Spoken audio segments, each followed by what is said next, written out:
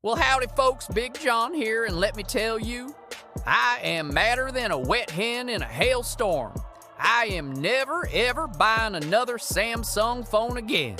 I just got robbed, straight up daylight robbery, right here in Texas. I shelled out $1,200. That's 1200 for this fancy new Galaxy S whatever. Because, and I quote the fella at the phone store, it was waterproof. He looked me dead in the eye, swore on a stack of phone manuals. Big John, he says, this here phone is IP68 waterproof. Sounded official, right?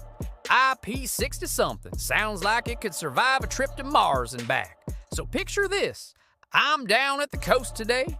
Beautiful day, sun's shining, waves are crashing. I'm standing on the pier, feeling like a National Geographic photographer. I'm thinking, finally, I can get one of them cool half-in, half-out pictures of the water. You know, where you see the little fishes swimming around and the pier legs going down into the deep. This is gonna be my masterpiece. This is gonna get me at least a dozen likes on the internet. I hold my brand new $1,200 supposedly waterproof phone just over the surface. I'm trying to get the angle just right. And my big old sausage fingers slip. Whoops. Down she goes. My phone drops into the ocean and it sinks. Not a little bit. It sank like a rock tied to an anvil. Straight to the bottom. Gone. Vanished into Davy Jones's locker. There was no bubble, no little goodbye signal, just poof. My $1,200 was now officially fish food. So I hightail it back to that phone store. I am fuming, steam is coming out of my ears. I bust through the door, probably set off the little welcome chime a little too aggressively. I find the manager and I say, "Sir, my waterproof phone you sold me just sank to the bottom of the Gulf of Mexico." And this guy, he has the audacity, the unmitigated gall, to look at me with a straight face, adjusts his little name tag and says, "Well, sir, waterproof just means the water won't damage the internal components. It doesn't mean it floats. Are you kidding me? Are you pulling my leg right now?" I stood there for a solid 10 seconds, just processing the sheer stupidity of that sentence. Doesn't mean it floats? What? What good is a waterproof phone if it is resting on the seabed with the crabs and the starfish? How am I supposed to use my undamaged internal components when they are 100 feet underwater?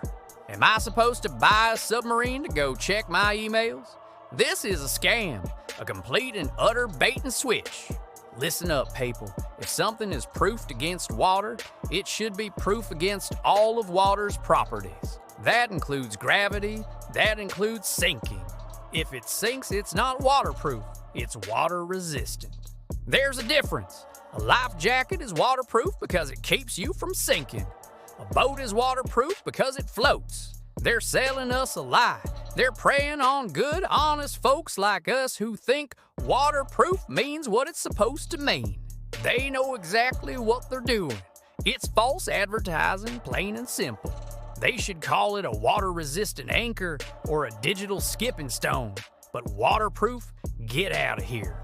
So, to the CEO of Samsung, if you're watching this, which you probably ain't, you are probably too busy counting all the money you scam from folks like me. Your phone is at the bottom of the ocean. And you know what? I hope a crab learns how to use it and starts making long-distance calls to Japan. Rack up a bill so high it sinks your entire company. Because that's what you deserve. You're thieves. I'm calling my lawyer. This ain't over. All right, folks, that's my rant. Spread the word. Don't let big tech pull the wool over your eyes. Thanks for listening to me vent. If you enjoyed my misery, go ahead and hit that like and subscribe button. Maybe we can start a class action lawsuit. We'll see you next time.